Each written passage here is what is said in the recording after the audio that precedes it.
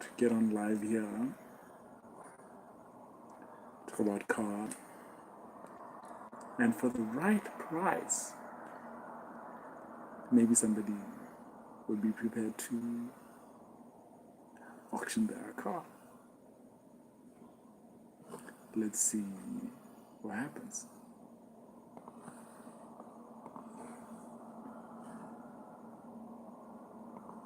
Let's see what happens, okay? Whoa. I'm not the biggest car fan, right? I'm not the biggest, but I could appreciate a good car. I could appreciate good engineering, good design, just like any other person. But I wouldn't say, maybe when I was younger, but I wouldn't say I'm a huge car fan. So let's do this. Let's do it. Let's do it. Do you have like an old car that you want to get rid of? Old car, new car, whatever car. The end is the end. In the end, what's up, Austin? What's up? What's up? What's up, man?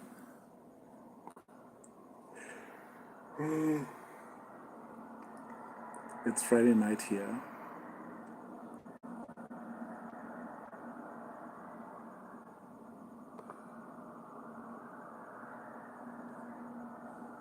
It's Friday night.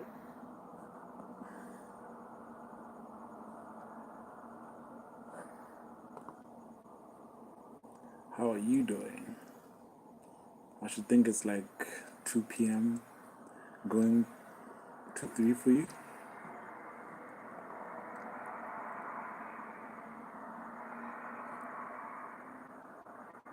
Almost 3 p.m. for Austin, Texas. How's everything? Oh my God.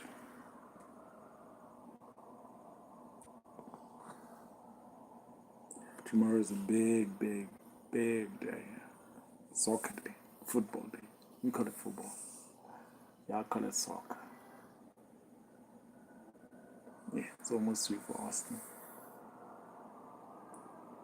Austin, what's like the coolest car you've ever seen live?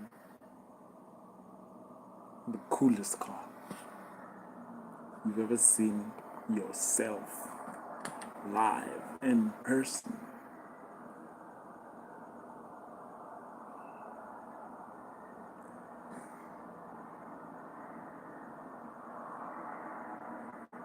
If you don't mind me asking.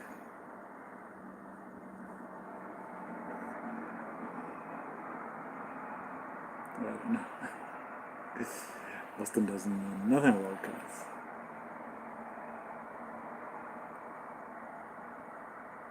Think about it. Tell me, what's like the coolest car you've ever seen in person? Let's share the experience. Share with some of us. Whatever cool means to you. I've seen some pretty cool muscle cars. See? See? This is what Austin likes to do. It's like, okay, Austin, what do you think of 1, 2, 3? I don't know anything. 5 minutes later, okay, I remember seeing this. Like, dude, why do we have to go through this all the time? Why can't you run around? You always try to make it hard for people. Why, Austin? Why you gotta be like that?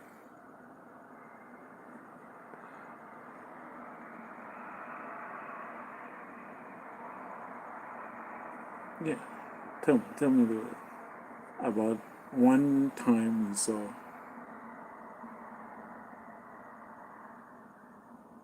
a cool vehicle.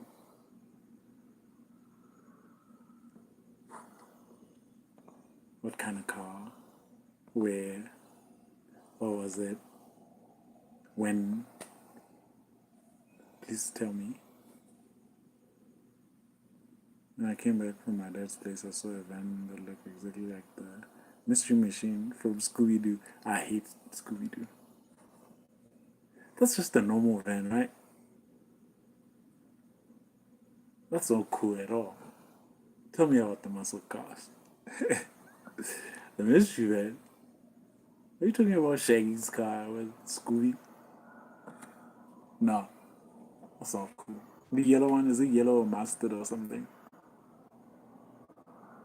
That's not cool.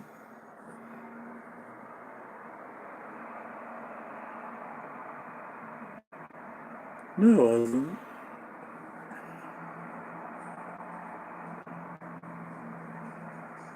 It's the normal car.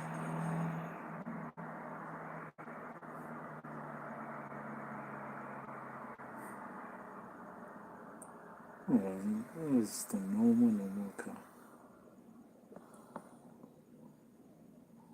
How dare you? How dare you? You don't know what the one from Scooby looks like? Yes, I do. I watched a lot of Scooby. Of course, I know.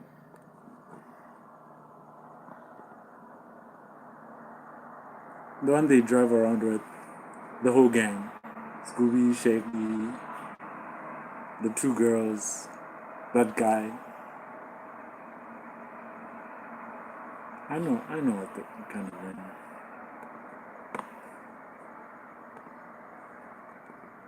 they were driving. I want to hear about the muscle car. Not the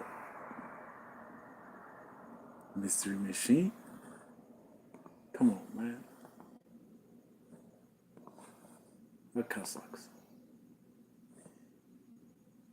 That guy. Yeah, I'm blanking. My head, I'm blanking.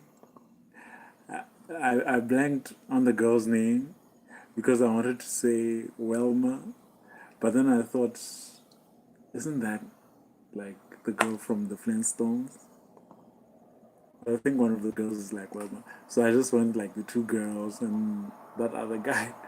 I stopped trying after I didn't. Yeah. After I couldn't get like over the first hurdle, I was like, two girls, that other guy. If you get Scooby and you get Shaggy, you're okay. You're okay. You got the imported ones.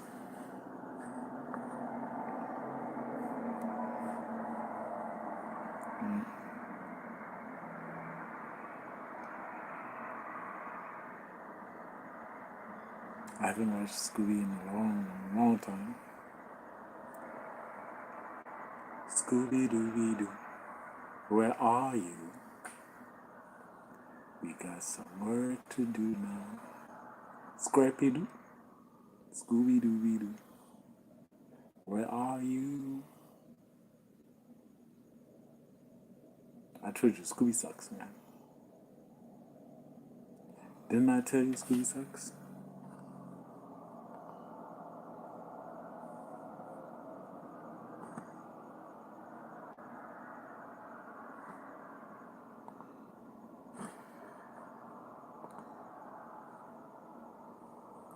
You don't want me to say that guy?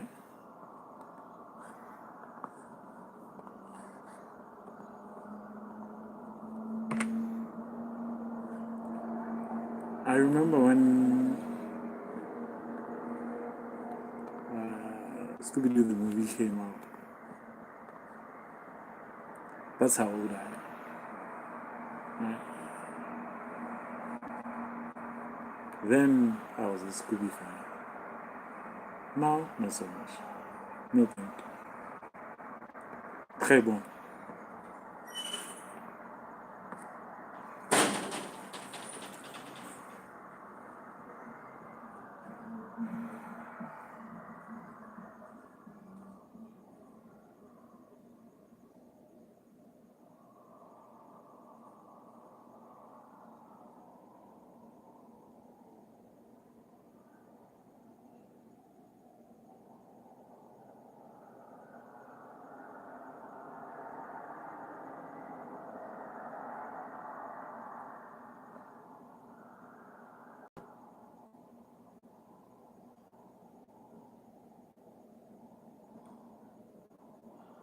1 minute ago.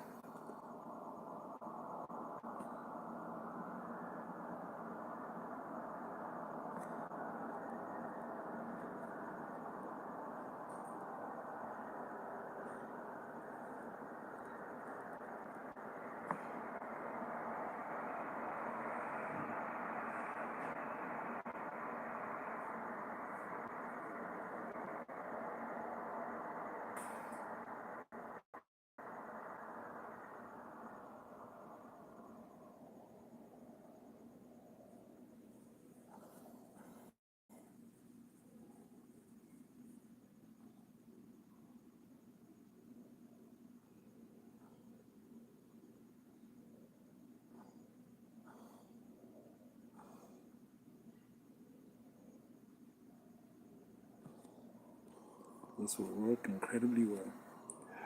One of my dad's neighbors' trees fell down during a storm, so they carved left of the stump into a horse. Whoa. That's kind of cool. That's actually very cool.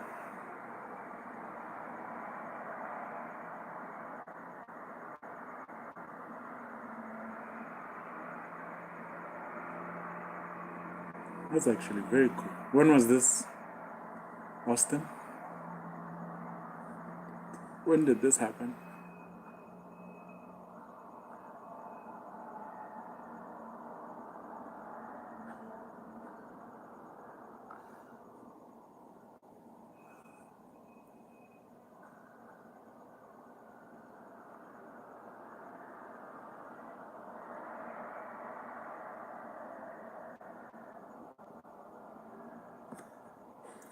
When did this happen?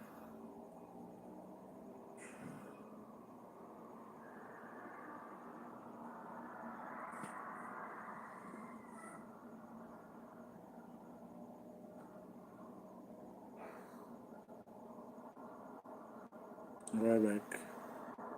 I guess I wasn't there.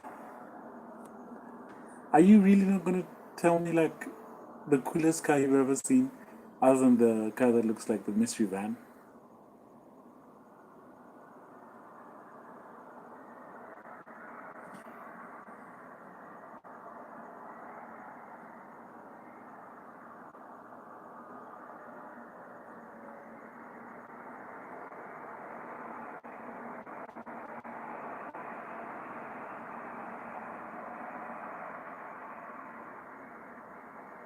I didn't ask my dad when it happened.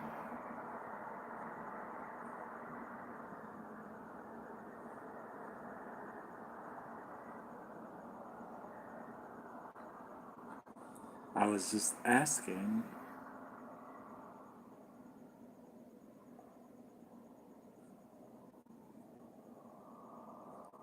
What's the coolest muscle car you've ever seen?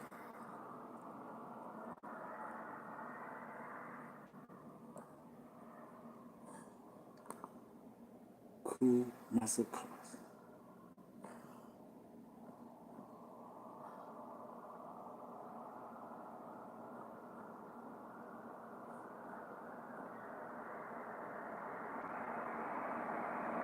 If you told me, then I don't know.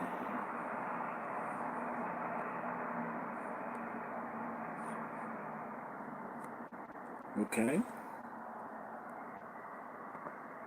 The horse thing is really cool. I can't lie. It's really, really cool. Right? But I want to understand. I want to know what is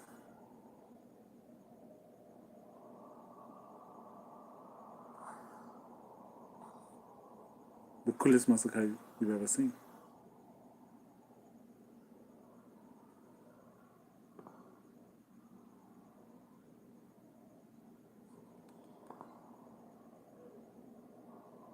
You've said you've seen plenty of cool muscle cars. That's what you said.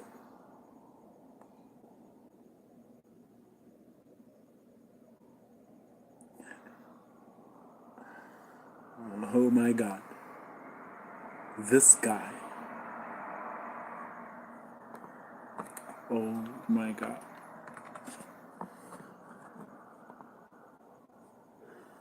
This dude. You only remember Shaggy's car? Are you serious?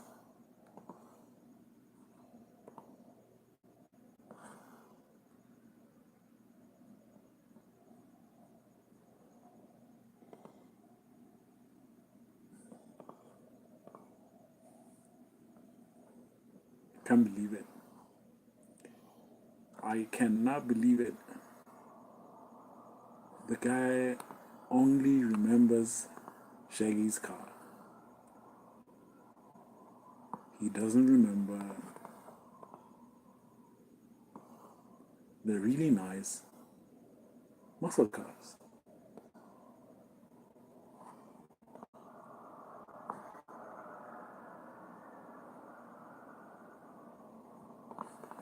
That sucks.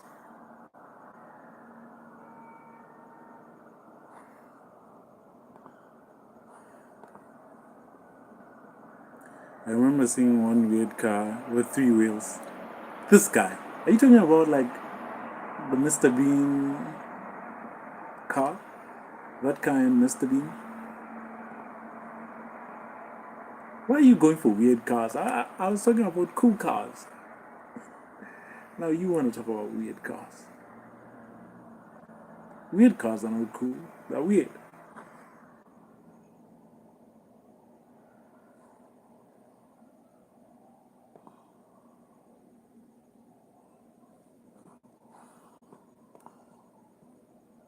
Alright?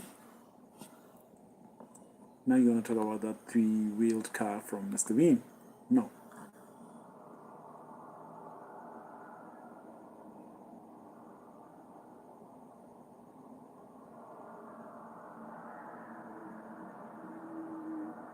That was a long time ago. Weird, cool to me.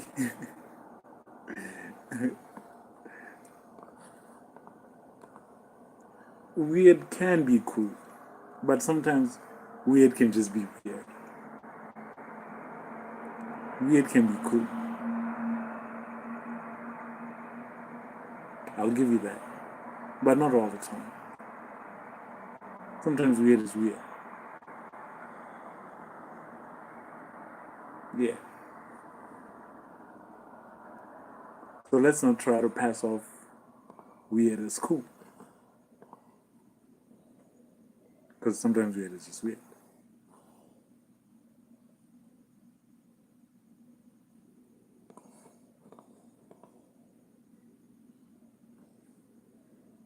I think you do great on Twitter, on X. You do really great.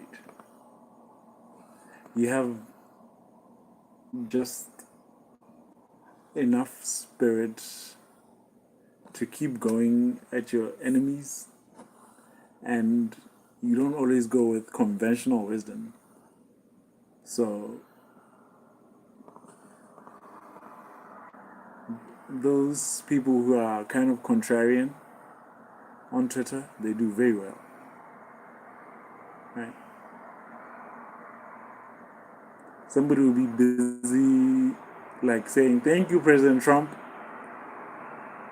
You'll see Austin reply, "Well, actually," rage baiting everybody. Right? Well, actually, counterpoint. You do really well on X, and you wouldn't like get tired of these people. Twitter bots don't. They're relentless, but so is Austin. Austin can keep going like for a long time. I usually just get tired. Yeah, actually, well, counterpoint. Yeah.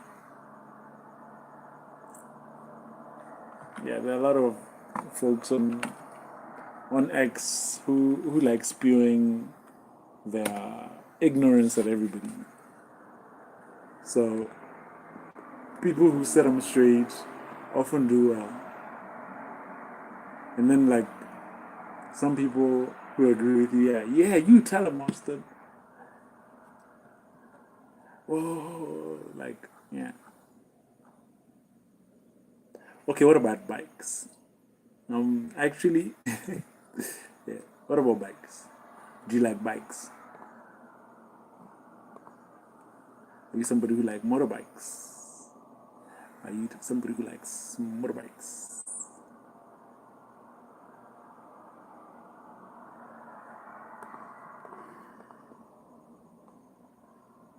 Are you that guy? Or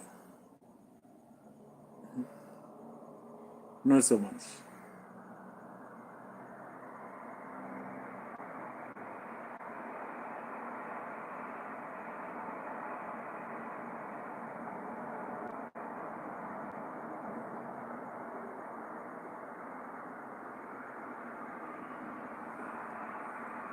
Dirt bikes.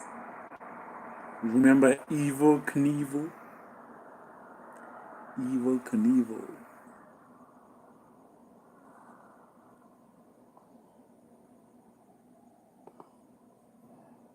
My dad likes them, or he used to at least.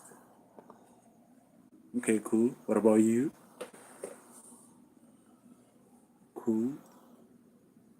What about Austin, Texas? Does Austin, Texas like?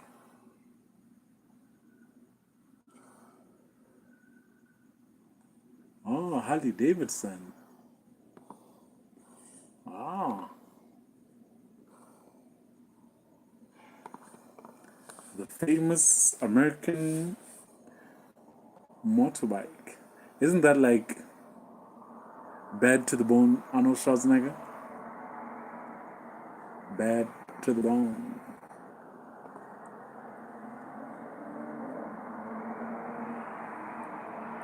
That's a Harley, right?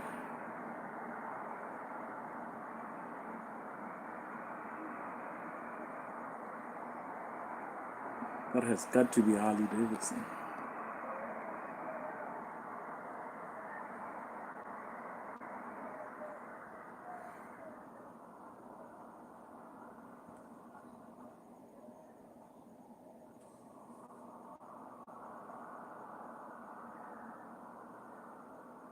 I'll be back.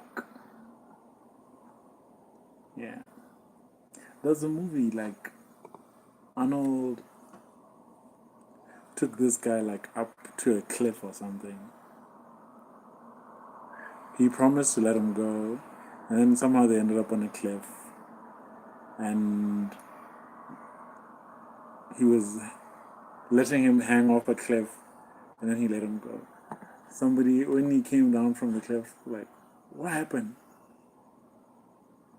Where's that guy? And Arnold was like, I let him go. Something like that. Funny Arnold is really funny. What's that movie with Danny DeVito?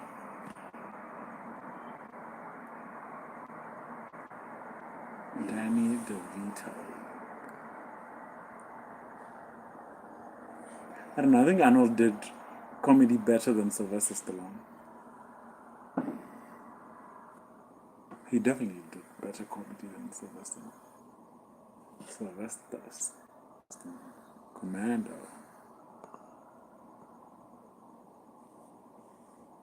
Yeah. Before I knew anything about movies, those were my favorite kind of movies. Commando, Terminator, all those kind of the Jean-Claude Van Damme movies. That was my jam. Now that I know a little bit more, it's like, nah, I'm okay. Now action movies it's not Die Hard, more like Fast and Furious type of action movies. There used to be this famous action director, John Woo. I think so. The Jet Li movies, he had like a good run, man. He had like a couple of movies there where he was like, wow, he's that guy. I think it's John Woo. He made like amazing action movies.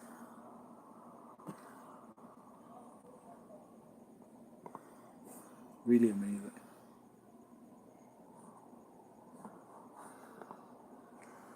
I think it's John Woo. I might be able to watch Transformers 1 tomorrow. Tomorrow morning. I don't know. I'll see. Tomorrow is a big, big football day, so I'll see. Name sounds familiar. Yeah.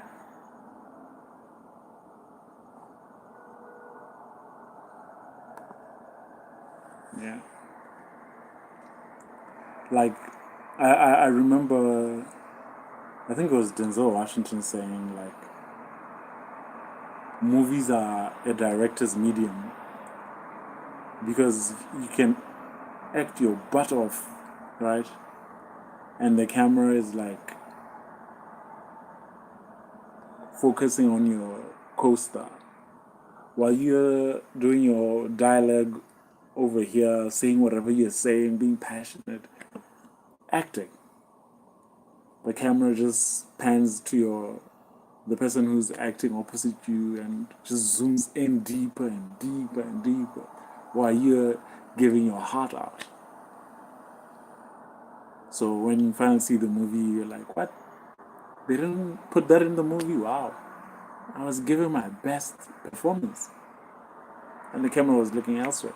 And then the stage, when they do plays, that's the actor's medium. That's where you get to show off as an actor, show your skills, show everything, leave it all on the stage, and the audience can see everything that you're doing. But when it comes to movies, TV shows, directors, they are the guys who determine what people see, what the audience sees. So most of the time I'll choose what to watch depending on the director. Right? I think John Travolta is a great actor, fantastic actor. But man, does he pick bad movies. Man, that guy's IMDb sucks. Absolutely sucks. He's good in a terrible movie. He doesn't get great scripts. Really bad at choosing scripts. Right? Usually that happens like when an actor is doing it for money. Right? Who's that guy? Nicolas Cage is the same. Apparently, like Nicolas Cage has like a super expensive lifestyle, so he ends up just doing whatever movie they pitch to him for the paycheck. Movie after movie after movie for just paychecks. Right. And then, what's that short guy in Heat? The guy, he acts with Scorsese a lot of the time, the short guy, with a lot of pent up aggression. Apparently, that guy only comes out like if Martin Scorsese is calling. You can't get him on your stupid movie, like whatever you're saying. He's not interested. He only acts with like people he likes. How am I forgetting his name? Damn.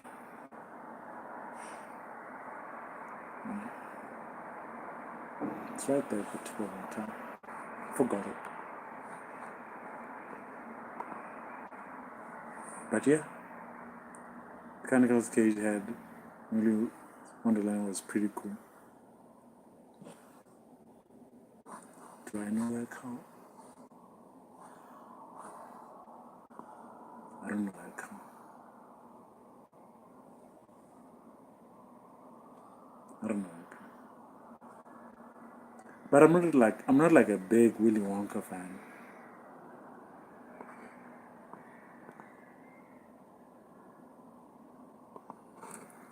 I didn't see like the one with Chalamet.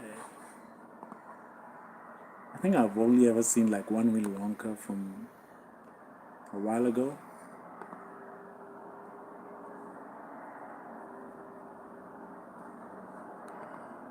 I'm not a big Willy Wonka fan.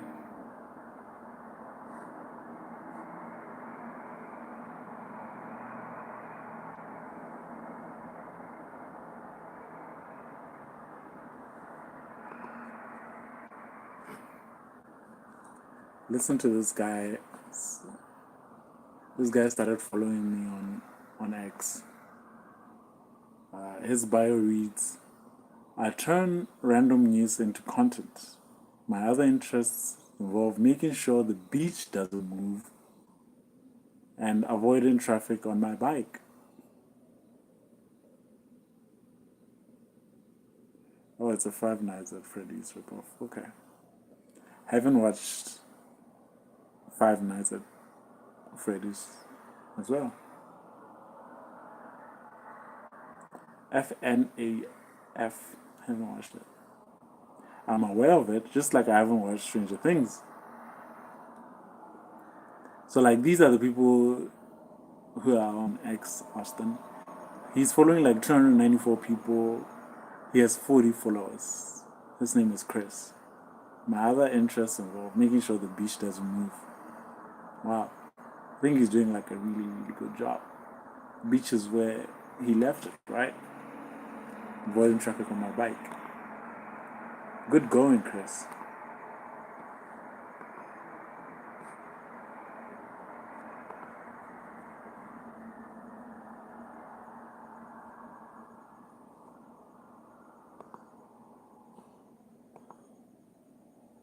It's a pretty entertaining movie, though. I'll take your word for it.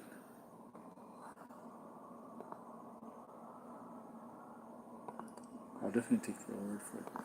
I don't know, what's the last good movie I saw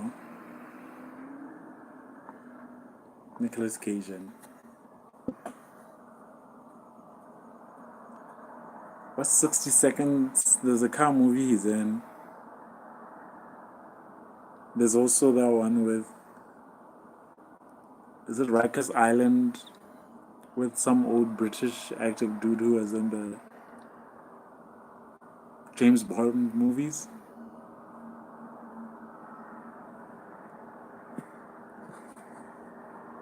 That guy. Cage was totally in that movie. Pretty interesting.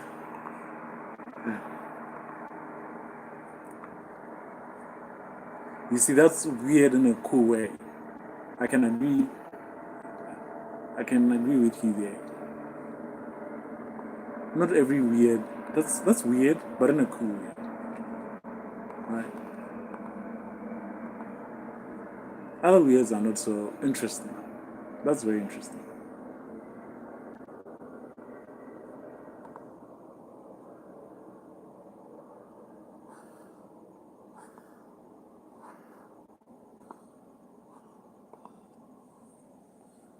It's very interesting. These rich men north of Richmond.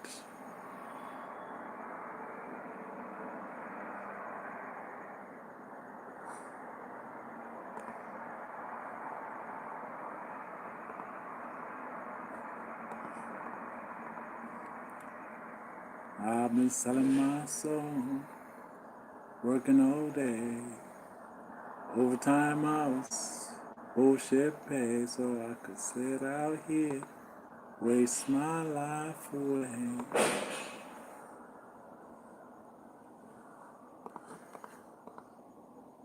Appalachia.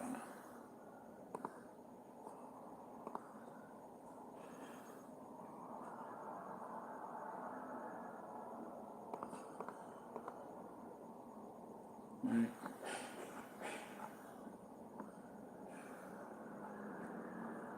Oh, Jerry Seinfeld has like a huge car collection. I think Jay Leno has a car collection.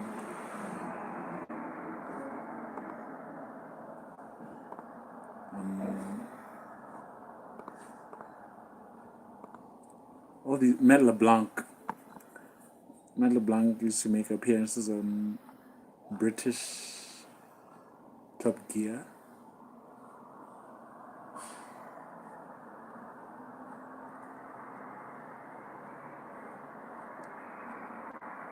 Who else is known as a car collector? I don't know. I don't know. I don't think I've seen any other movie with Nick where he was totally silent. Yeah, that doesn't. You'd hire Nicolas Cage to come say some words, man. You just wouldn't hire Nick Cage to just keep quiet.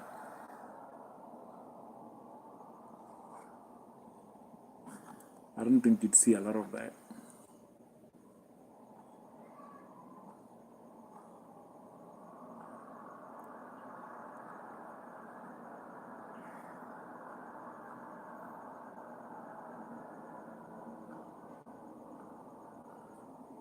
I really don't.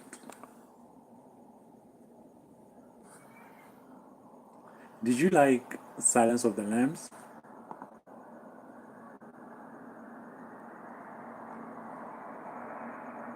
I think Jodie Foster is a director nowadays. I think so. I think I saw a recent like actors round the round table kind of thing, and they said she was a director. I like Jodie Foster.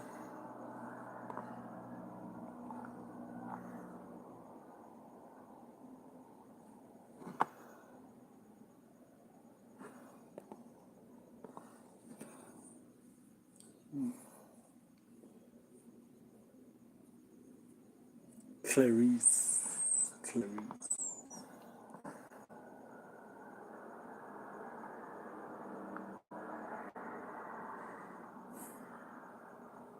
Do you ever watch like independent films like European that don't go like that don't get like theater releases, or do you mainly watch big movies? Dude, I think it's been such a long time since I've seen like an indie release.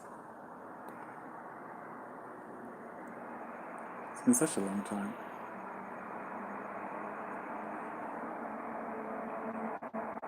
I never get to watch like independent releases.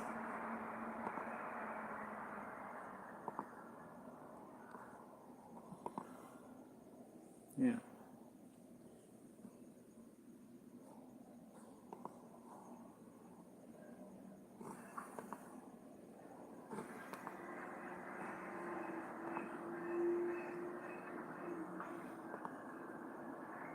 824 significant independent.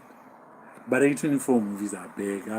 I follow the channel on YouTube. They are big. And some of the movies they get like A-list actors. I'm talking like sometimes where like a whole entire movie is full of people you don't even know, but it's a good movie. When was the last time you saw something like that?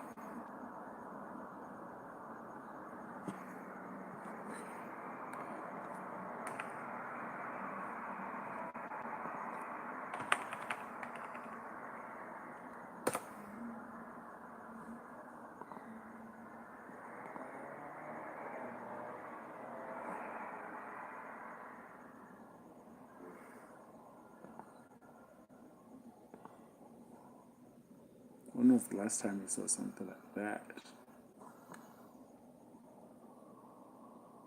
Yeah, right? Yeah. Me too. Me too.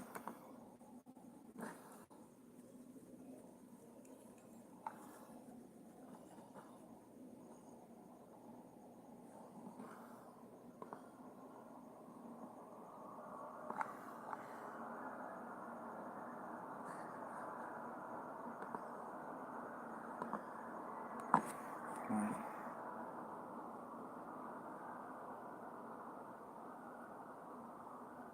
Okay, what about do you watch like FBI, Law and Order,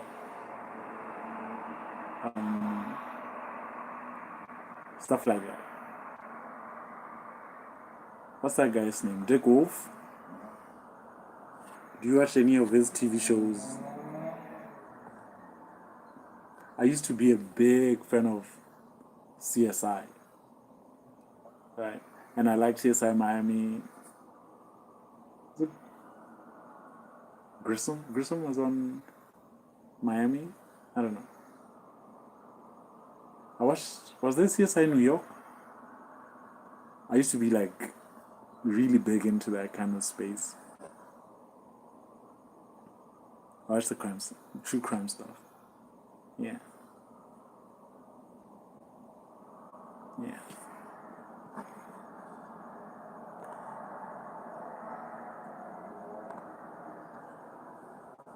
That used to be my jam.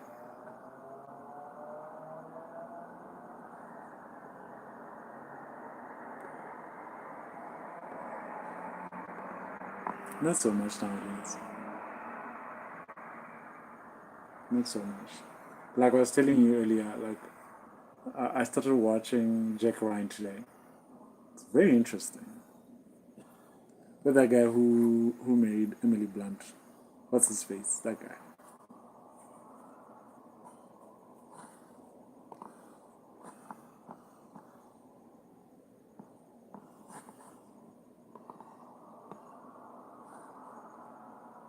It's the same.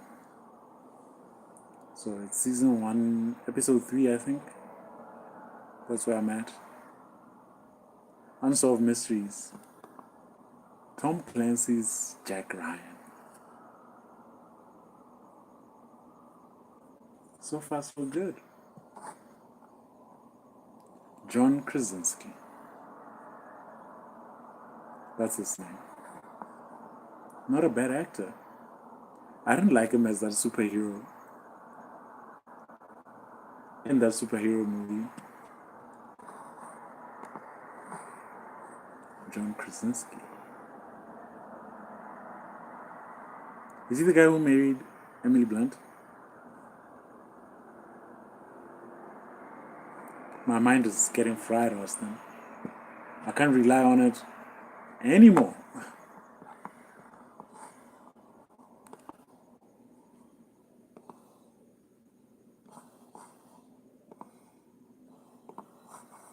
It's like, what's going on?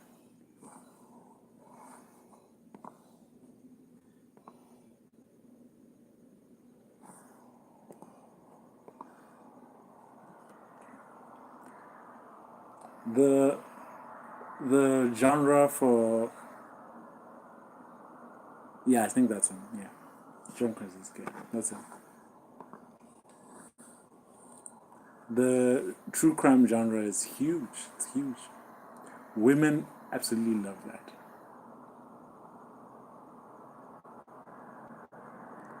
I was talking to one of these girls that I grew up with. I went to school with. I asked her like, what's scarier, like for somebody to end your life or for somebody to outward you? She says it's better if she's not alive anymore.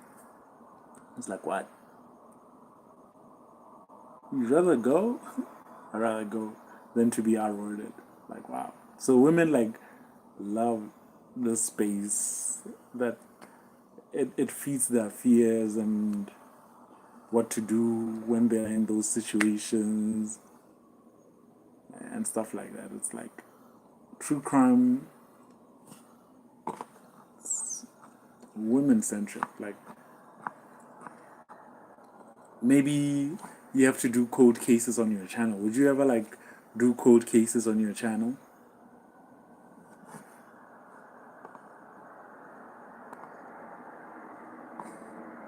Sherlock Holmes it, Austin. Sherlock Holmes it all the way.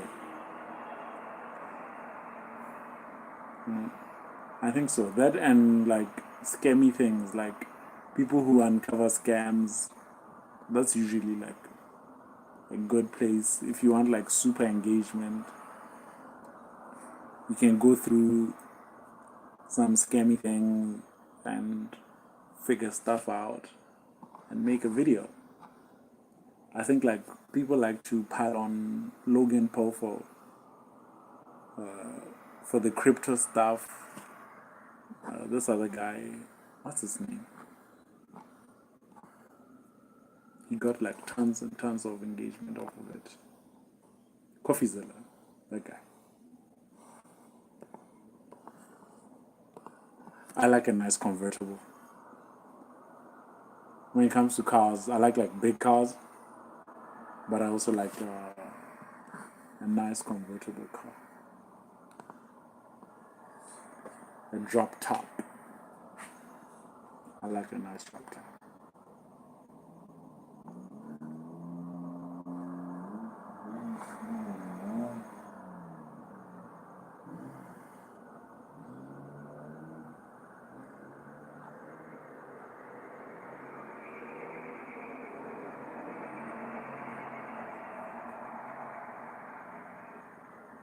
A really, really nice drop top.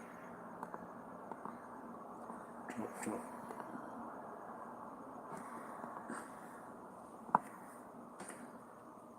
It's like what kind of music do you listen to, Austin?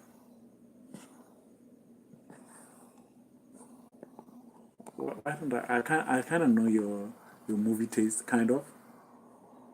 What kind of music do you listen to?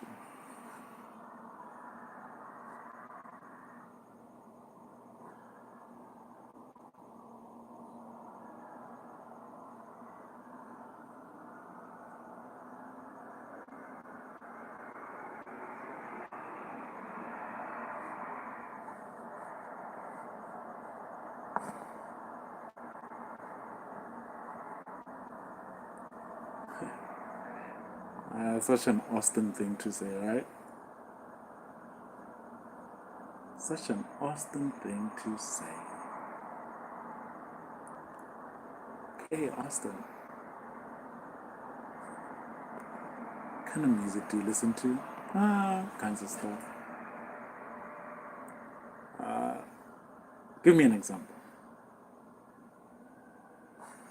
Won't be so difficult.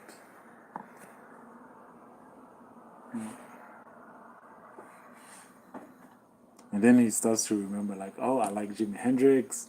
Nobody listens to Jimi Hendrix. Also. Oh, I like Bon Jovi. I love Bon Jovi. Oh, I like Taylor Swift. Are you a Taylor Swift fan, Austin? You strike me as a Taylor Swift fan. Yes, you do. Yes, you do. Oh, a playlist on the channel. Oh. Give me a second, let me go look.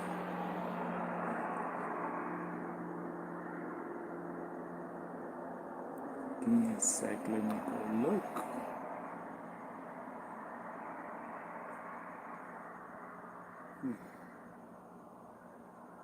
Might have found something here. Interesting. I'm not a Taylor Swift fan. I think you're a closet Taylor Swift fan. You're not trying to like put it out there. I can see it. I know it's Swifty when I see one.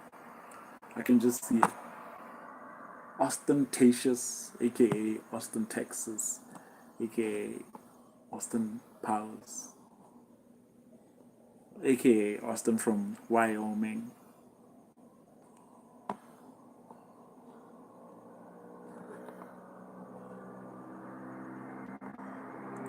Is a Swiftie, the biggest Swiftie in Utah. Every time I talk about where Austin stays, it's like a different state every time. Please don't tell me.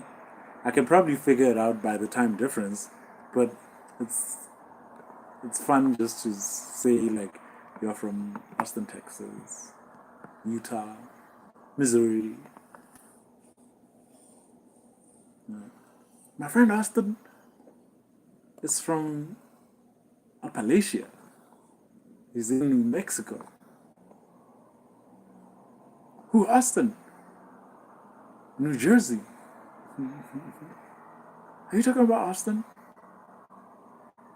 He's in Guadalajara, Mexico. Whenever I say Mexico, I go straight to Quentin Tarantino's Django. You gonna do?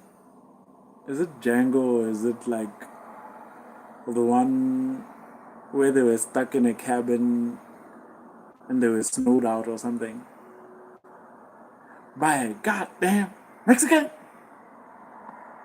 Which movie is that one? Did you just get beat by a goddamn Mexican?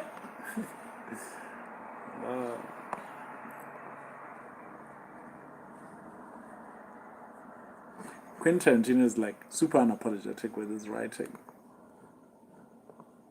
Super unapologetic.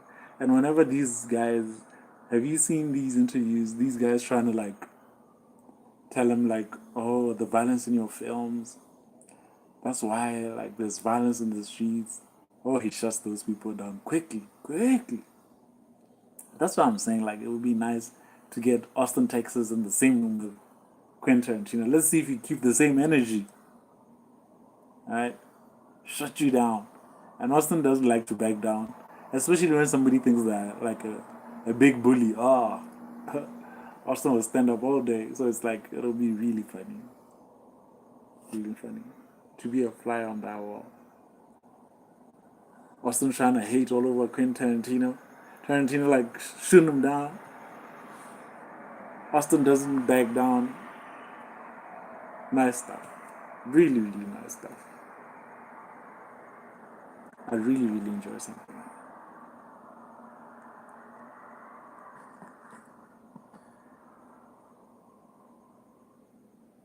Let me go see your channel to see what playlists you've been working on.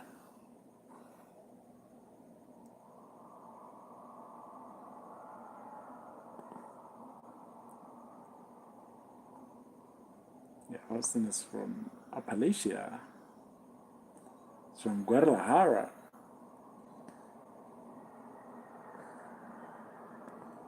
Go to channel.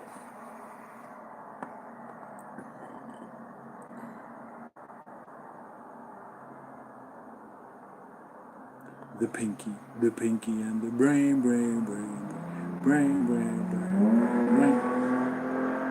I think like having a channel, I think like if the brain had a YouTube channel, it would have like hundreds of millions of subscribers.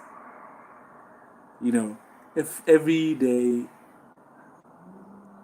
you come up with a plan to take over the world and you try to contrive it and you have like a little sidekick guy going there and what are we gonna do today, brain?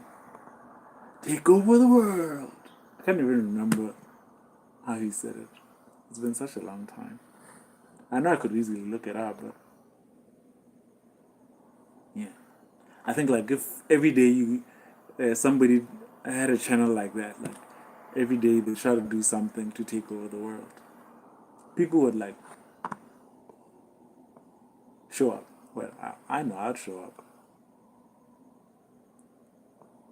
Aliens, t-shirts and cursed toys, cats, 10 favorite YouTubers, Dali Mini, Rob Ross, Bob Marley.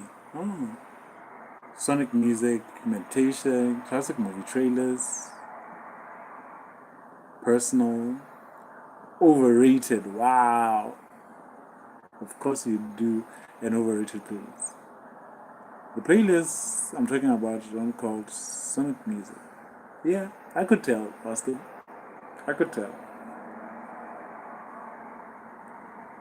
I just clicked on it. Now. Andy Williams, Bobby Brown, really stuff. Duran Duran, Whitney Houston. Walk the Walk.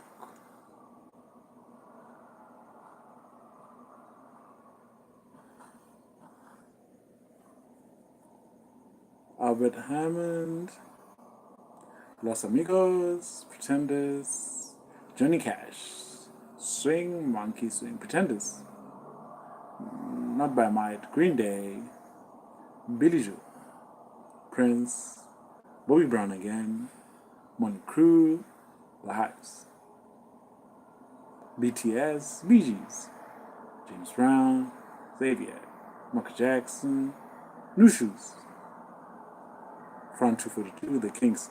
You're not wrong. You're not wrong. You have like a really, really wide taste in music. Cheryl Lynn. Oh, so this is Austin's musical taste. Wow. No man, no cry. No, oh man, no cry. Hey, little darling, don't shed no tear. No, Fat Boy, Slim, BBO Effect, Fat Boy Slim again, Planet Boogie. Okay, you really do have a wide variety of taste musically. No, woman, no cry. There's a rendition of No Woman, No Cry that I love. That's in Black Panther 2. Key, little darling, don't shed no tear. I can't sing to save my life. Gun to my head, hold a tune. That's it, Austin. I write my word then and there because I'm gone, man. I'm gone. Can't hold a tune to save my life. I can't carry a key, can't do nothing. I can't sing, man. But that doesn't stop me from trying. God damn it. Sing my heart out. I don't know how to sing, but I'm sing. Hey, little darling, don't shed no tear. No woman, no cry. Good things we had, good things we lost along the way. What did I tell you, Austin? Today, I told you like YouTube was having problems. YouTube known issues from today. Issues loading YouTube. I told you YouTube was having problems today. It's not just me. So even I'm in Creator Studio right now. I'm in YouTube Creator Studio and it says issues loading YouTube. There was a problem today with YouTube. You're saying you had a problem with your Gmail. I'm saying Google was tripping today because YouTube had a problem. I didn't even report it. I guess other people reported it. And all of a sudden, sardines. Do you like eating sardines? All of a sardines. Good things we had, good things we lost along the way. Yeah. I didn't watch the Bob Marley movie, you know? Maybe I should watch it this Christmas week. Maybe. I remember the trailer. I was like, wow, I'm gonna see this. Yeah, little darling, don't shed no tear. No woman, no cry. When I got dumped, I was playing that song like crazy, man. No man, no cry. No woman, no cry. Oh my god. Heartache is like, you know how sometimes like heartache will straighten you up, man. It was like, ugh. Like, whoa. Searing pain will make everything clear. Like, whoa. Wow, what is that? Have you ever been heartbroken, Austin? There are all songs that sound like sonic music. Have you ever like been super heartbroken by a girl? Like, wow, boom!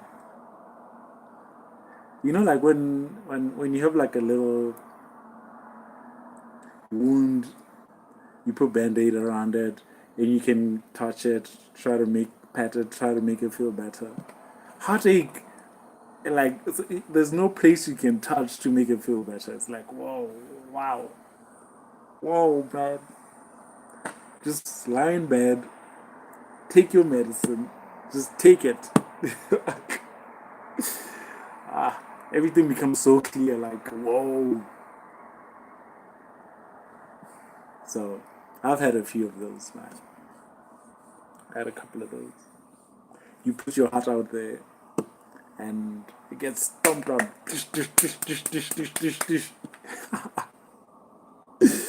When you look back at it, it's kind of funny. You can, like, laugh about it. But when you're going through it, oh my god. Oh my god. What is this? Right.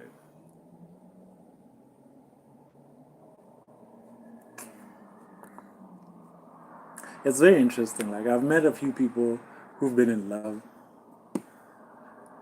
and have had like serious heartache, and they're like, no, I don't want to do that ever again. And me, I go the opposite direction. Like, I know how great it can be. I'm like, okay, I want that again. And sometimes, like when you get into a new relationship, and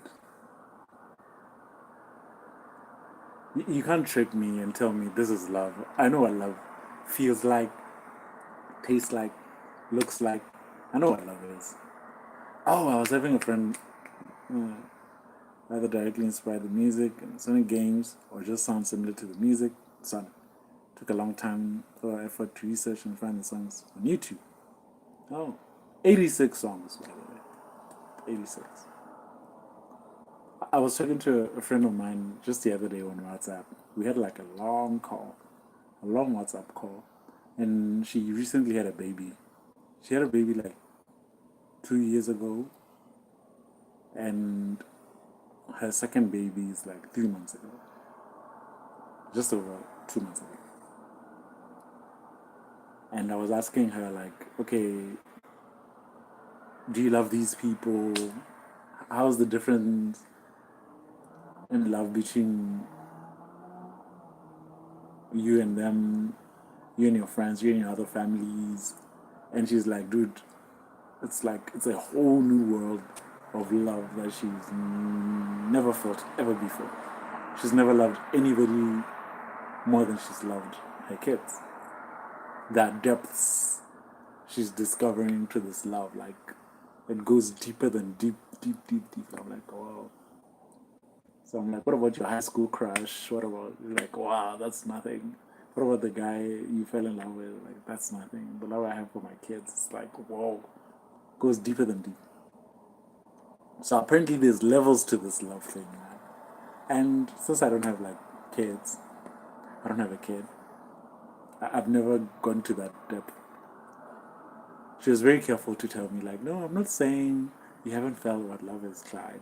Like, I'm telling you from my point of view that I've never felt this deep before. And we were laughing, making jokes like, what about these girls that can abandon their children and run away with a guy?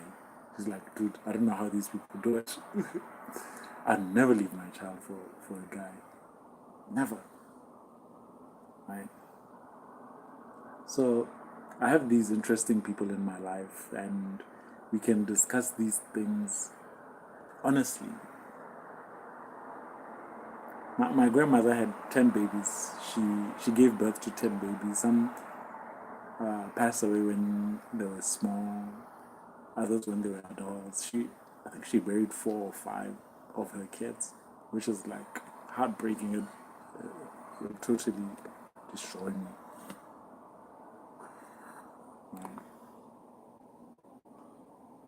I don't know.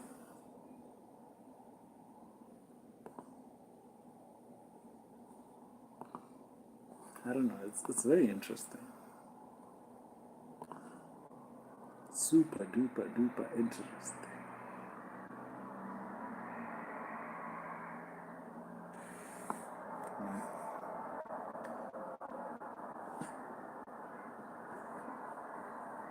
Here, little darling, don't shed no tear. I am queen of the most powerful. That's Angela Bassett. I think it's yeah, it was like a long time ago. I think she was born in like 1930 or something.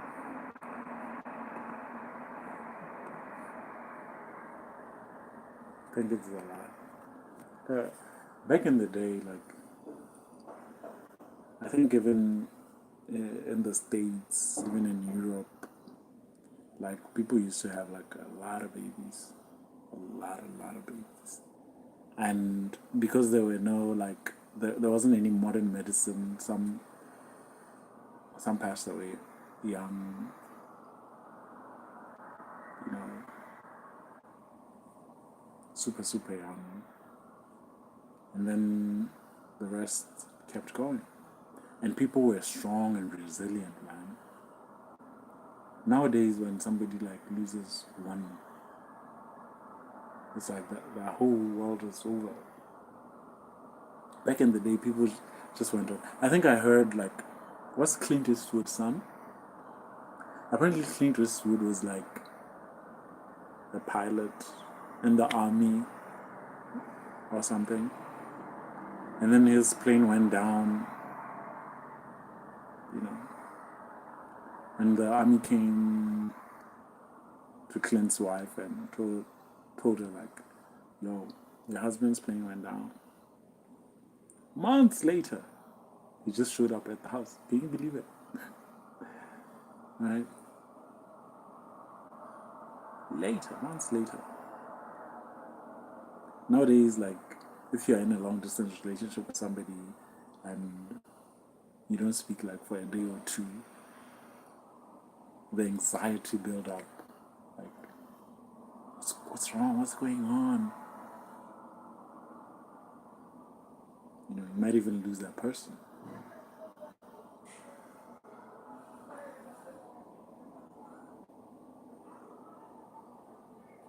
Very interesting.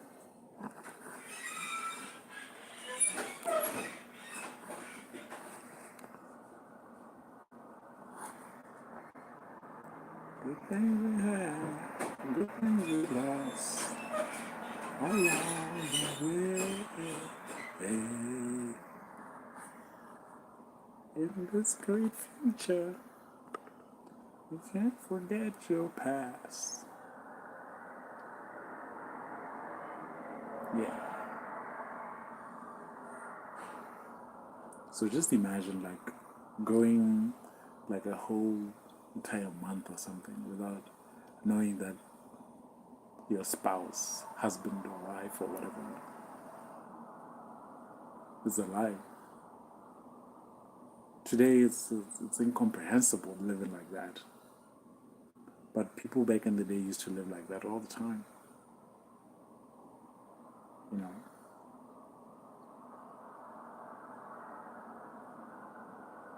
Nowadays you have like one little setback in life and you feel like your life is over. I think my favorite album would be Pink Floyd's War. For me, like if I go like the whole day without internet, if there's like an outage, like my internet, like you won't like this, Austin, but I'm getting like a Starlink terminal. I'm helping my boy Elon Musk. I'm buying Starlink because the past 2 or 3 months, my internet has been terrible, terrible. Like what is happening? You know. So I'm buying Starlink. I'm trying it out. You know. Hopefully, I'll see. I hope. I hope next week. I hope next week. I'll see. I'll see what to do. But I can't go too long without having access to the internet. I just wouldn't know what to do with myself. Like having no internet whatsoever. Ah.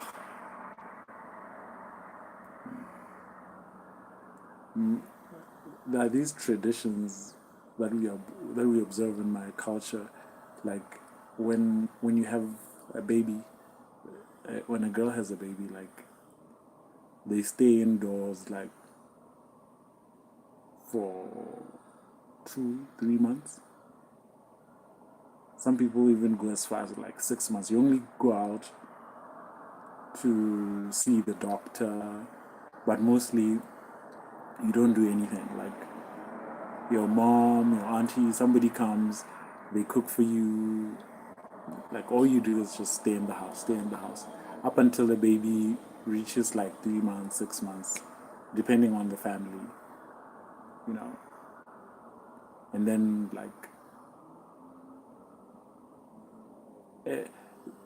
people think like you bring bad energy, bad juju, whatever you call it. So like you can't like if you're Austin and you go out to bars, dance with girls, go there, sleep around, they won't allow you to come see the baby. They're like, no, you're dirty, you're from the world, you know. So stay away. The baby is not supposed to be around that kind of thing, you know. It's all clean, it's all whatever. So I was talking to my friend. We were just talking on WhatsApp, on a WhatsApp call. I'm like, can you imagine if you had babies before the internet? She's in the house like with internet and laptops and phones and stuff like that. So she can still talk to people. She can still watch movies. Now imagine women from back in the day. They're stuck in the house, nothing to do. You know, day 1, day 2, day 3, it's like, wow. Now my friend says she has 2 babies. She says she's not going for a third baby. She's like, dude, the labor pains one thing, the pregnancy another thing. But this period of not doing anything, not going to work, just chilling at home, like, no, I can't go through this again. For 4 months, you don't drink liquor. All you do is breastfeed the baby. You can't do anything else. You can't enjoy being an adult. You can't go out. You can't do all you do. Mind the baby, mind the baby, mind the baby. And when the baby is somewhat stable, you know, now guests can come see the baby. So her child is like 2.5 months now. And supposedly I'm supposed to go see the baby like in January. And the baby will be like 3 months. Something like that. So she's like, I'm not doing this again. Never again. And they like make you a lot of food. You have to eat a lot, drink a lot, tea, just things to help you keep producing milk for the baby. Porridge, soft porridge. And you only go out once a month when the baby goes to see the doctor. for just a regular checkup to see if everything is going according to plan. She's like, no, I'm not doing this again, Clyde. Men are so lucky. They can do this to a woman and then they walk out, go live their lives, hang out with their friends. I'm stuck in the house. You know. So it's kind of interesting.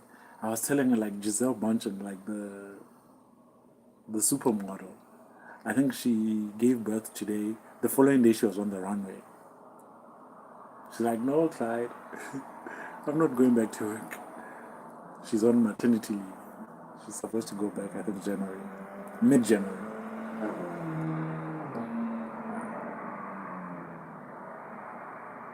Yeah. Paid leave. So she just stays at home.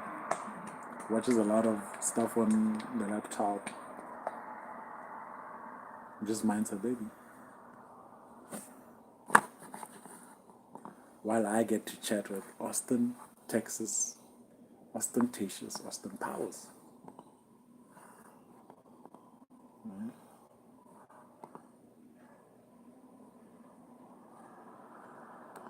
Oh, and another personal development to report. I don't know. 2025 has been very interesting, you know? Very, very interesting for me. I've been on several dates. I've been out dating a few times. You know? Very interesting. I've met like single moms, girls with like no babies. There are these memes on Twitter. You don't like Twitter. You don't like anything Elon does. There are these memes on Twitter. It's like at a certain stage, if you're a guy, you're either going for like single moms. It's like you're at a crossroads. Take a left. If you go left, single moms. You go right. It's like strippers and drugs. You go straight. You're just single guy. You hook up every now and then. But your options start to. So I thought about dating somebody younger. My friends were like, oh, Clyde, she's too young. I'm like, what? 24, 25. No, Clyde, it's too young. So it's been like 2025 has been very interesting for me. Very, very funny. Very funny. I don't know. So 2026, January, I gotta start working out. I need a six pack, Austin. I've never had a six pack in my life. Never ever had it. I think I had a 4 pack at one point. Right now, I don't have a belly. I'm not fat. I don't. I don't want to be fat. I don't have a belly. Can never get a belly. I don't want. I don't want a dad bod. I'm not a dad yet. I don't want a dad bod. So, 2026. Like I was telling my friend Japan yesterday, you were there. I'm gonna start trying to make a little bit of effort going to church. I definitely need to start working out. Come on, Austin. I don't have guns. Can you see? I've never had like guns. I need guns, Austin. Like big guns, huge guns. Right? I need guns. So I I I I was so busy this year. I didn't make a lot of time for social stuff. It's only dating now, here and there, now and then I lose interest, and it's like, opportunities is better. I still haven't started searching for a job. I need to. I need money. Yeah, you gotta find yourself. Gotta find yourself. Whatever it is, get started. You don't like Will Smith, but Will Smith doesn't. I learned something from Will Smith. a few years ago, he's like, don't do like, what is this thing that what's the thing that don't wait till next year to start, right? If you want to start working out, just start small. 2 push-ups, 3 push-ups. If you want to like look for a job, okay, today go on Facebook, go on LinkedIn, go online, see who's hiring, go around, walk around, just see, progressively do more as time passes. You don't need to start at 100%. Just get started. Lay one brick down, then the second brick, then the third brick. And I kind of use that. I didn't even go see the new Bad Boys movie. Yeah, you don't like Will Smith. You tend not to like people that I like. I like Will Smith. I've learned a lot from him. A whole lot. From watching him fail, from watching him do well, I've learned like a whole lot. So, yeah, this whole thing of you don't need to have figured everything out yet, right? You don't need to figure everything out all at once. The most important thing is to start, just start. Just one of those things that I learned from him, listening to him over the years. So it's like, yeah. So if it's a job you want, start looking small steps. Then you look a little harder, Maybe take a job you don't want,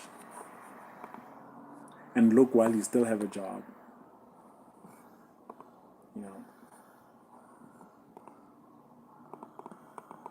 Look for other jobs while you still do this job. Quit this job. Start again. All these things. You don't need to have figured everything out. I'll probably see the next Men in Black. Yeah, Men in Black is good.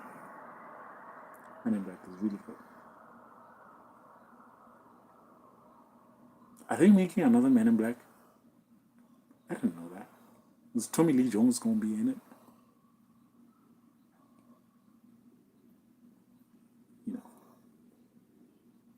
So yeah, so next year I gotta work out. Like I get so busy, I don't make time to work out, and I don't make time to go to church. So next year I gotta carve out a little bit of time for working out, for church, and for a few more dates. A few more dates. I remember when before COVID, I used to have this company, this business. We were doing government contracts. I heard they might be making another one. We're doing government contracts, and during COVID, during lockdowns, everything just went to crap. That's when I started talking on the internet. Right, I was closed off. Started playing Monopoly. I met you guys. I met Andy. I made like really good friends online. It was a very nice time to meet all of you, because I myself was going through stuff. So I just went online. I started talking, and now you were there. Yes, was it yesterday or the day before yesterday when I was talking to my friend? He was sending me some stuff on Instagram. Some of you guys I talked to on email. Some of you guys I used to talk to Andy regularly on WhatsApp. You know, some people I talk to on Instagram. I've also made a few friends on Twitter X. You know, so even though we don't talk as often, every now and then you just catch up. Yo, how's everything? Yada yada yada. You know, it's really good. It's really good, and that all came from my business going there, tits up from all the lockdowns, right? And I didn't have as much money as I used to, and I was trying to figure it out, trying to look inside, deep into my soul, right? You look at Austin like Austin, and you look back, you know, and you're feeling scared, feeling like, I was telling my friend, like, my whole 20s, my entire, between 20 and 30, I was in such a terrible, terrible space. I was in a dark space. I was on my knees in the dark. Like, what's that movie? I think Sandra Bullock, is it? Is it Sandra Bullock? Where it's complete darkness or something? I don't know. I'm confusing a lot of things. So I was on my knees, kept stumbling, glass, thorns, you know. That was my 20s. Super confused. I wasn't sure of anything. And then as I emerged out of my 30s, oh, I'm getting the hang of this. I've heard Sylvester Stallone ramble. I heard him say, like, Sylvester Stallone saying, life is like juggling. You know, these people who juggle in the circus. When you first start, you throw one thing up, it falls, gotta pick it up, throw it again. And like, I can do this. When you try to juggle two things, you screw it up, pick it again. So sometimes you look at somebody and they're juggling family, job, whatever, friends, and they're good at it. You're looking at yourself like, wow, how is that guy doing it? That guy's so lucky. Right? I can't even do one thing. Just pick it up, start juggling. He started somewhere, or she started somewhere. Start doing it. Start juggling. Falls, pick it up again. After some time, you're like, oh, okay, I can do this. Right? So Elon has like 4 or 5. It's like big, huge companies. Huge companies. Usually, you're just like a CEO of one big company. Right? And that's hard enough. So how is it that he has the same 24 hours as the rest of us, but he can just keep juggling? I heard one of his friends saying he's been doing it for so long, like he's now used to it, like the late hours, the busy nights. That's his life. He sleeps at the office. I don't think he can ever be married again. He has many kids. You know, it's just his lifestyle. It's how he lives now. And he's used to juggling so many tasks. Just juggling. Yeah. My mom hates Stallone. For some reason, I don't know why. Stallone to me is kind of like Tyler Perry. He's not the greatest actor, but I like his trajectory. Like, he writes, he produces, he directs, he does his stuff. So it's like, how can you hate on people who are? He owns his stuff. He owns his stuff. I believe in that way of living. That's how Oprah got rich, you know. She owns her company. The cameras, she pays everybody. It's either you are a highly paid employee. I think Megyn Kelly now owns her stuff.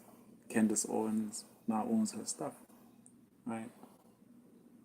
Tucker Carlson now owns his stuff. All these guys, it's either you work for somebody, you work really hard, they pay you well. Like all these actors, you're a great actor, you get paid really well, but you're always fighting to be cast in somebody else's movie, in somebody else's project. Sylvester Stallone writes his scripts. He's the lead actor. You might not like the script, you might not like the movie, but it's his movie, you know. And he partners up with some people with money, and they produce it. So I kind of like that. I really like that.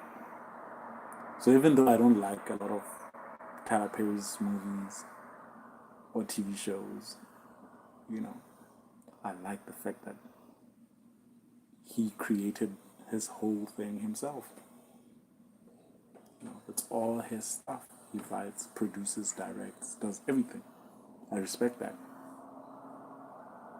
I respect that a lot. So even Sylvester Stallone, I think that's why Denzel Washington used to be like a really, really super highly paid actor. All those Equalizer movies, he helps makes, he helps produces, he helps writes. He understands now that. Can you believe we live in a world where Vin Diesel is paid has way more money from acting than Denzel Washington? Way more. It's not even close. Right? Even though Denzel Washington is far greater. Who's that guy who was acting in Lincoln? Right? The guy who acts in Lincoln. Just a highly paid actor. Really good. Really, really good actor. But if you own your movies and you produce them yourself and you, right? So whatever money that comes in at the till, at the cash register, that's your money. You own your stuff. That's why I kind of like YouTube, right? That's why you gotta respect. The last Equalizer movie was really good. I saw the theater with my brother. Oh, is it Dakota Fanning? I think Dakota is in it. Yeah, the girl who was with him on Men on Fire. I liked Men on Fire when I was a kid. I thought it was a very nice movie. Yeah. So nowadays he makes those kind of films. Back in the day, you would never ever get Denzel Washington to make Malcolm X1, Malcolm X2 sequels and sequels. You could never get him to do things like that. He was an actor, you know. He wanted challenging work. Nowadays, these guys understand you gotta own your movies. You gotta write. That's how Jerry Seinfeld got so damn wealthy. He wrote his show. Right? Everybody loves Raymond. Raymond owns his show. He wrote on it, producer, everything. And you need only one of them. If you get one good thing going for you and you own it, it's gonna make you super wealthy. I think that's what Gwyneth Paltrow does. Alright, Gwyneth Paltrow owns Goop. She has a company that makes a lot of money. She doesn't audition anymore. These actors, they hate being rejected. I think everybody doesn't like being rejected. Nobody likes to be rejected. You audition. Sometimes you get the part, sometimes you don't get the part. But if it's your stuff, you can hire yourself and do work that you like. So I kind of like that. I really, really like that. That's why I'm telling you, like, maybe I should try, like, one of these stupid channels that I have. Maybe do the Pinky and the Brain kind of idea. What if I wanted to be like a super villain and take over the world today? What can I do? Right? And you try to do that today. The Malcolm X movie, yeah, it was good. I used to like history and read the history books.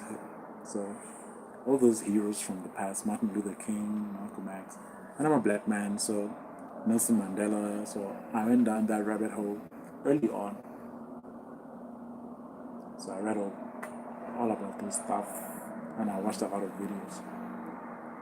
So like, if you own something of yours, and you create it like that, like if I wanted to really take over the world today, what can I do? And then you shoot it with your stupid sidekick, and you're probably gonna fail, right? And you record it, and then you publish it. Tomorrow you try again. That's you owning your stuff.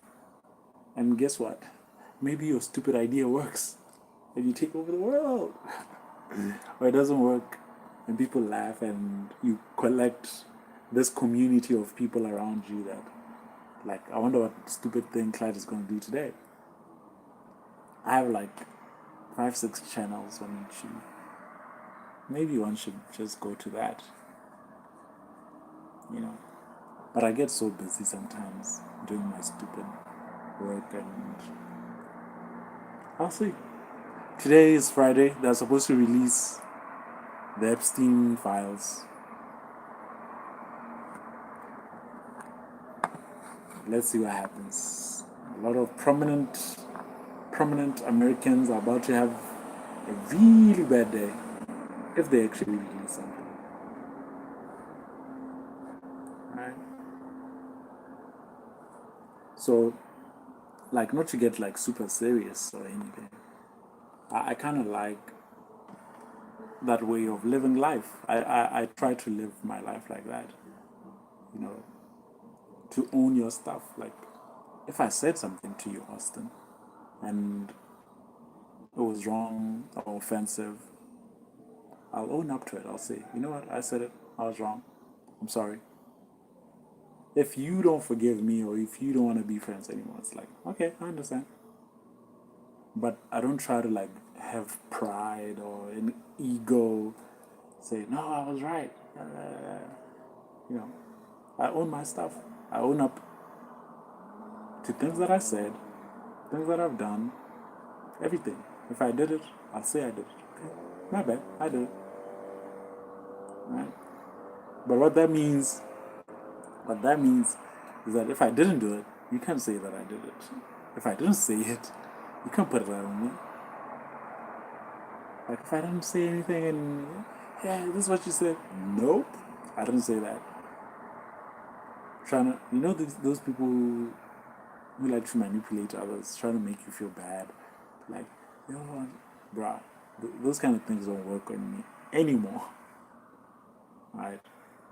So you can't put things on me that I didn't do, that I'm not responsible for, because I fully take ownership and responsibility of things that I've done. If I did it, yeah, I did it. I'll take it. Whatever consequences comes with it, I'll take it. Right? But if I didn't do it, man, I didn't do it. I'm sorry you feel that way. That's on me. I didn't do anything. So I can own my stuff. So I kind of like that way of living life. Like, my bad, I did it. Oh, okay, cool, I did it. Oh, wow, I actually did it. Right? And to see somebody try to manipulate you or gaslight you, like, yo, yada, yada, yada. Right? So I used to have like heroes in my life, like people I looked up to, like, oh, Will Smith, oh, Elon Musk. Oh. So these guys are still, I still get to learn a lot from without idolizing them. Right? I'm like, oh, wow, that's so cool. This guy runs 5 companies, employing thousands and thousands of people. How does he do it? Wow, that's so cool, man. Cool. You learn and you keep moving. You know, your Quentin Tarantino's, how they create that stuff. Quentin likes to write everything. You know, he owns his movies. He writes it all down. So, ownership. You gotta own your stuff, man. If you screw up, own up to it. If you do well, own up to it. Right. So, what that means is nobody, no hater on YouTube, no hater like Austin can come say, yo, you've been ruining movies since 2005. Like, no, that's not my fault. I didn't ruin that movie. I didn't ruin that movie. Maybe I ruined my movie. Right? So people can say whatever, and because you own up to your things, you own up to everything that you do, you can be like, yeah, that's fair. I think you're right.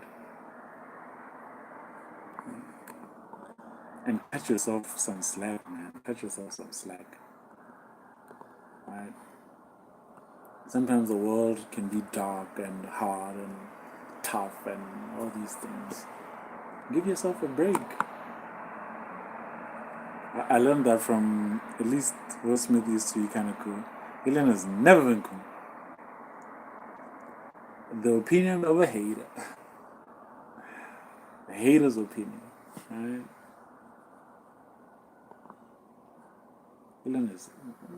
Alien does cool things. A lot of cool things. But anyway, that's what you think. Yeah, that's what you think. I stopped trying to convince Austin a long time ago. I stopped trying to convince Austin of anything a long time ago. Right now, as we speak, like, even through the Diddy thing, man, Diddy screwed up, man. You know, even the Kanye West thing, Kanye screwed up. You can learn things, like, you like this guy's music, but you don't like the anti-Semitism. You don't like how the self-destruction. The past couple of years, I've removed a lot of self-destructive tendencies out of my life. You know, you'll have a good thing going, and all of a sudden, you just poison it. You know, those things are all in your head, man. There's this thing that I read the other day. It's like, conquer your demons, fight your demons. Otherwise, they'll raise your children. You know, all your faults, all your mistakes, everything. You know, you gotta face them. You gotta be brave. If there's anything, I always try to encourage you, like, post your art, post your face, post, man. Face your fears. Right? Face your fears. Slowly but surely. You know, at first you don't want to create anything. I remember in Austin, I, I was talking to Andy, I don't know if it's a few years ago, on WhatsApp about you, Austin. We were talking like, yo, do you remember when Austin didn't want to post anything? You didn't even want to comment on the live stream. You just kept posting the sleepy Z's. Catching them Z's. You didn't even want to say anything. And then you started commenting on the channel. Right? Later on, you created your own channel. You started posting on your own channel. I remember talking to Andy behind your back. I was like, whoa, Look at Austin, man. Now you have like over 200 subscribers. You know, it's really something to just see somebody come out of that shell slowly but surely, slowly but surely, you know.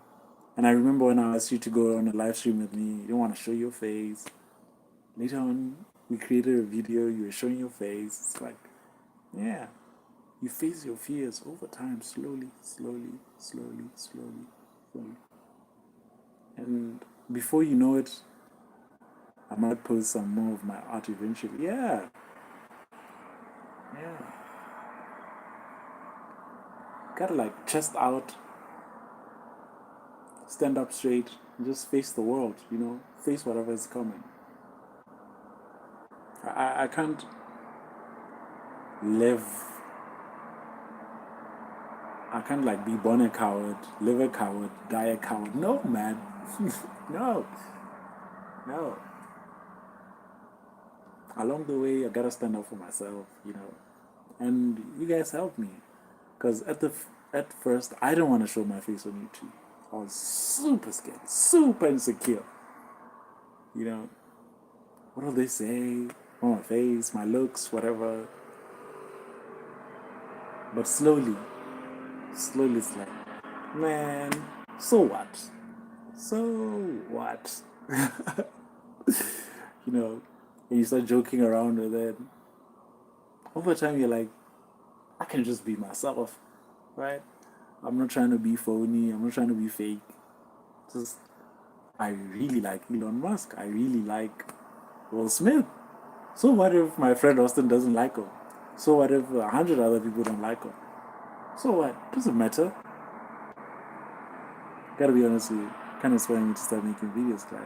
Yeah, yeah. That's nice. That's nice. And you're gonna do that for somebody else.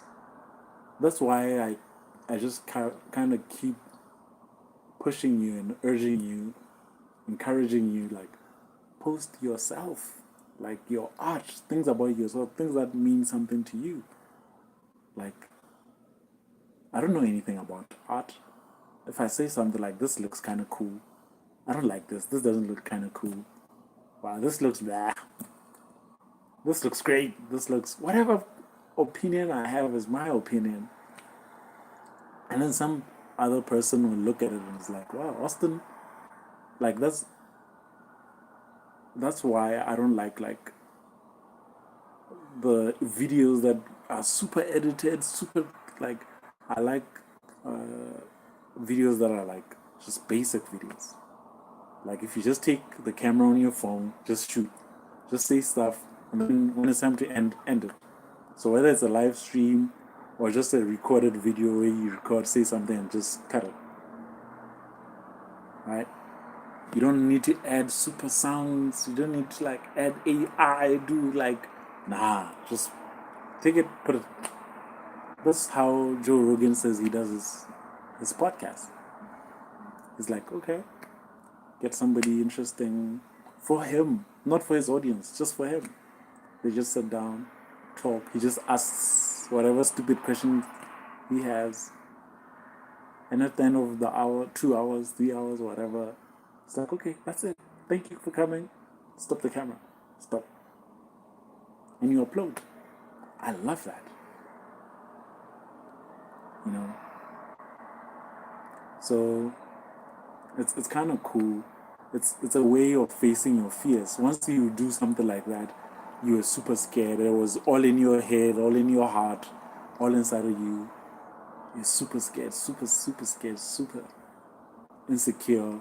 And you face the insecurities, you face your fears. The following day at the mall, you're just walking around like a little braver, a little happier. You know, like, life just seems a little different because you're just a little braver. You know, so it's kind of cool. These things are kind of cool like that. So it has helped me in terms of like my self confidence, and I had this channel for a long time, and for a long time I didn't show my face. For a long, long, long time. And I started showing my face. just some African dude from Botswana.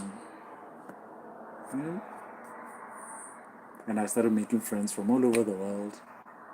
And you find like you have like a few things in common with Austin, a few things in common with Andy, a few things in common with Japan, with, you know, Sophie, Dylan, you know, those girls from Mexico. It's like, wow, okay.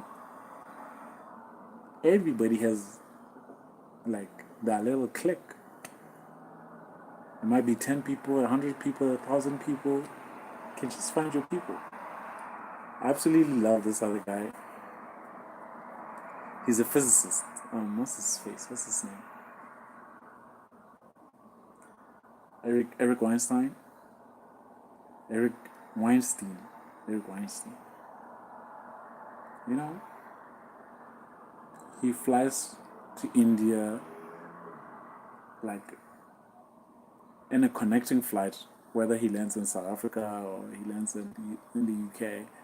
Before boarding the next flight, he'll be like, "Oh, I'm at Heathrow Airport for the next 2 hours, 3 hours waiting for my plane." You know, if there's anybody who wants to have coffee, you can come to the airport. You know? And people go see him. He just treats that out. And then 2 or 3 people just show up. They have coffee with him at the airport. Wait for his next flight. And he goes. You know, that's kind of cool.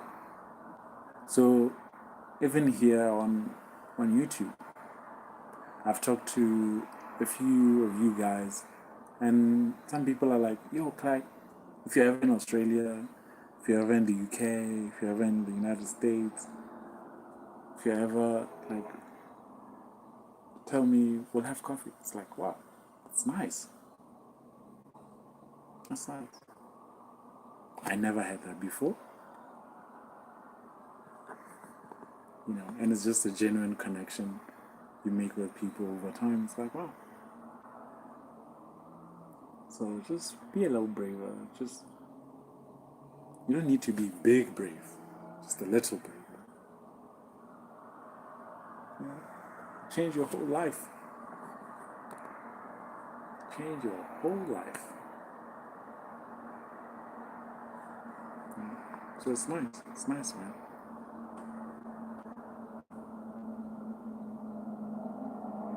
Not to be too preachy.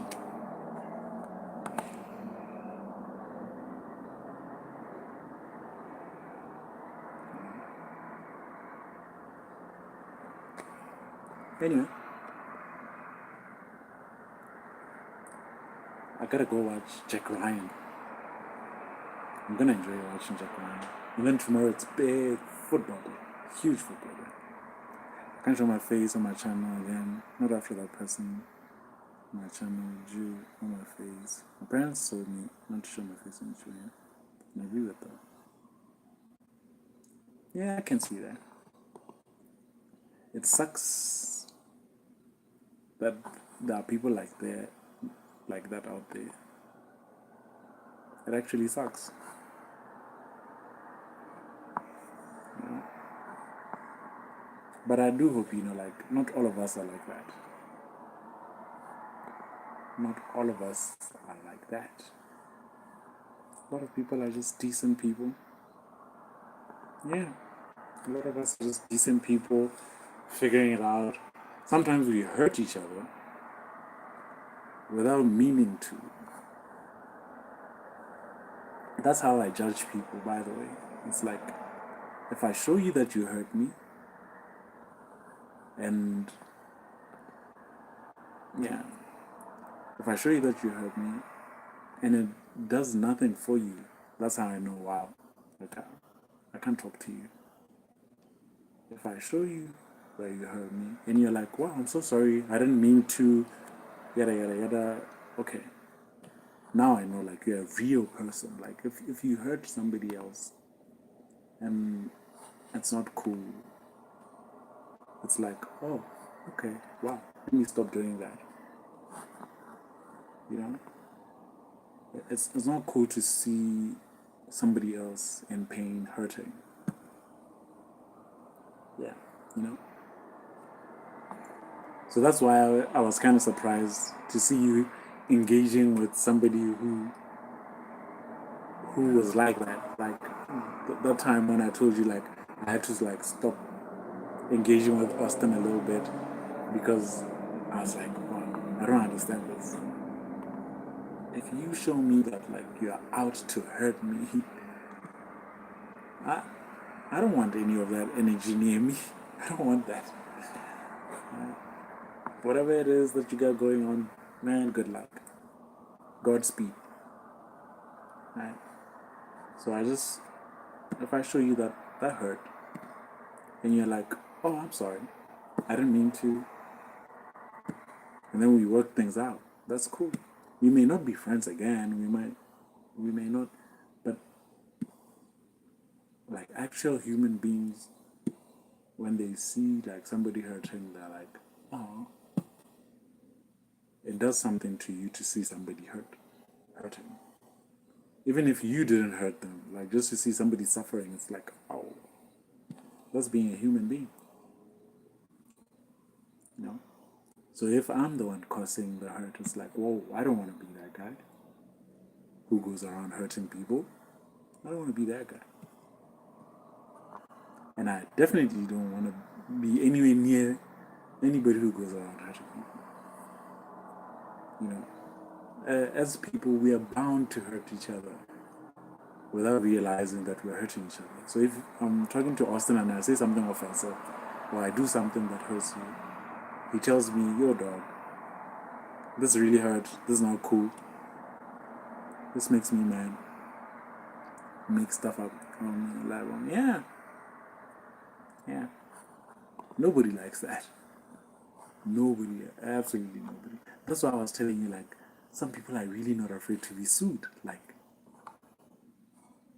could you do that to yourself? This guy will, like, ruin your life legally. And the sucky part is you did that to yourself, and you know you did that to yourself. You're lying on purpose. Deliberate lies about somebody. Are you not afraid to be sued? This guy will, like, make. There's a story that came out this year. This other gentleman, his wife was divorcing him, and I think there was a hospital. Like the kid was, they had a kid. I think the dad didn't want surgery for the child, and the clinic, this whole trans things, right? In this clinic, multi-million-dollar clinic, you know, they were humiliating this guy. This guy stood up in court and said, one day, I'm going to take you guys down.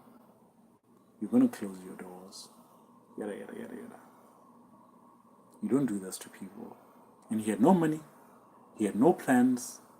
He didn't know how he's going to do it. He just stood up and said, I'm going to do it. I don't know how I'm going to do it. And then they had like a highly paid lawyer. The ex-wife was laughing, like, oh, you lost, yada, yada, yada. I think it was 4 years later.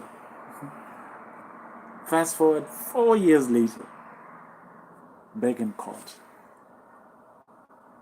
The clinic was shutting down.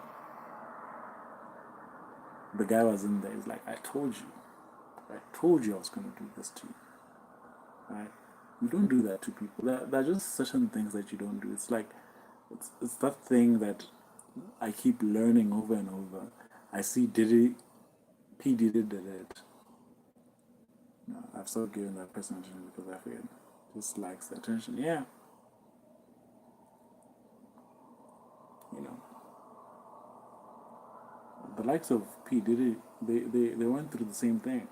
All because you are in some position of power. We are all human. That's why I like Lex Friedman.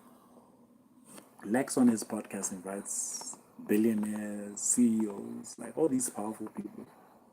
And I think somebody was asking him, like, how do you keep your cool around such people? He's like, what are you talking about? That's a man just like me. I'm a man. We sit down and we talk. Once you start like bringing your ego into it, like, yo, yada, yada, yada. It's like, what are you doing, man? Let's just talk. I'm into programming. Likes programming. He likes like things that make you think. We just talk like normal people would talk in everyday life, you know. But just because you have like a little bit of money, you have whatever it is that you have, you can't just like kick people, pacify, keeping my hand, and leave me alone. Is he still going? Oh, didn't I hear like a crazy story? I think on Facebook, some guy was trolling somebody, like, it was bad, man. Troll. And it was a private account. It was from a private account. You know, it was really bad. So this person, every day, they just went to check on that account. Every day. Just check on that account. Years later, the troll had forgotten that this is the account they were using to troll people online with. Years later, the guy, like, started showing, he stopped, he stopped making it a private channel. He put up his face, started sharing things about his life. He just forgot that years ago, I think it's been a month since he's left a comment on my channel. Yeah, he just forgot, like, he was so nasty to people. And he started showing things, how he lives. He just stopped being a private person, just started living normal life. Just shared. I think, like, in one of the videos, the person caught, like, the street where the person lived, like, in the house or something. Just a little frame. Screen grabbed it, took a screenshot, and went to court. You know, with all the screenshots of everything the person had said over the years. Like, this person, his account is now public, but when it was private, this is what they did. This is what this person did, and you just forgot. You just forgot that you were being nasty just 2 years ago, 3 years ago, 5 years ago to people. And this from the same account, you're just like, oh, I have this old account. Maybe let's not make it private anymore. Let's make it public. Let me just post things of my life. That person did not forget, man. That person that you were nasty to did not forget. You know, they came with the evidence. Like, this is what you said. So I'm always like curious. People don't know this. They don't know the stories. You can't just live like that. You can't live to torment others. Like I'm saying, like, you're bound to hurt each other. This life, you're bound to hurt each other, one way or the other. Just don't go out to hurt people. You know, don't make it your life's mission, because that can turn around quickly, and your life could like spiral, man. So whoever that person is, I hope they change. You know, there's absolutely no reason to torment others. He's making new accounts to harass me. Yeah, that's just terrible. What's that girl's name who was in the Harry Potter movies? You know, Hermione Granger. Hermione, the character. I think like British tabloids, man, tormented her. And on her 18th birthday, she and the other cast from Harry Potter, they went to a restaurant to celebrate that night, I think. 18th birthday. The following morning, there were pictures in the tabloids under her skirt. You know, she was a girl among boys. And I think the tabloids planted cameras on the stairs or something, small cameras. The morning after she went out with the boys, she woke up to the pictures of her in that position. And she's like, can you believe it? When I was 17, the day before, it would have been illegal for them to do that because I was a minor. Now that I'm 18, they can do stuff like that and get away with it. So British tabloids, I think there were things, they tapped phones, you know, people just go overboard and then tapped phones of celebrities. I think they harassed Meghan Markle and Prince Andrew. And later on, those people turn around like, you know what, this is not fair. You can't torment my life like this. You get to live on happily selling your newspapers, your tabloids, your magazines. I get to stay with this nonsense. You know, that's not okay. And they go after them, sue them for millions. You know, sue them, clear your name, make them pay. So you can do that to people, but every now and then somebody says, you know what, this is enough. This is enough. I won't live like this. You know? And by then, it's going to be very difficult to apologize. You know? And people drag you into court, you know, every day in court. That was Puff Daddy. That was P. Diddy. Right? You have these hundreds of millions of all these friends. You know, just because you tormented somebody who doesn't have as much money as you, doesn't have the connections that you have, they don't have anything compared to that, just a small person, but every day, make you come to court every day. And everything gets spelled out. Some random person, a judge or whatever, a magistrate, reads. It's like, you did this to this person? Okay, this is what we're going to do. You're going to pay this person this much. You're going to do this, you're going to do that. You know? So, these people, man.